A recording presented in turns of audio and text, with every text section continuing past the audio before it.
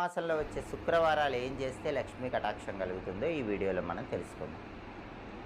శ్రావణ మాసంలో లక్ష్మీదేవి అనుగ్రహం సంపూర్ణంగా కలగాలంటే ఇంట్లో దీపం పెట్టాక ఒక శ్లోకం ఇంటి యజమాని కానీ యజమానురాలు కానీ చదువుకోవాలి.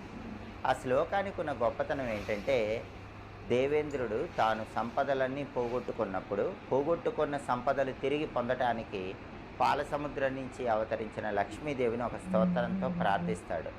దాన్నే ఇంద్రకృత లక్ష్మీ స్తోత్రం అంటారు. ఆ ఇంద్రకృత లక్ష్మీ స్తోత్రంలో ఉన్న ఒక అద్భుతమైన శ్లోకం శ్రావణ మాసంలో రోజు ఇంట్లో దీపం పెట్టాక యజమాని కానీ యజమానురాలు కానీ చదువుకుంటే లక్ష్మీదేవి శాశ్వతంగా అనుగ్రహిస్తుందని పద్మపురాణంలో చెప్పారు. ఆ శ్లోకం ఏంటంటే, నమస్తే సర్వలోకానాం జననీం అబ్జ సంభవాం శ్రియమున్నిద పద్మాక్షీం విష్ణువక్ష స్థలస్థితాం. ఇది శ్లోకం. ఈ శ్లోకంలో ఉన్న అర్థం ఏంటంటే, నమస్తే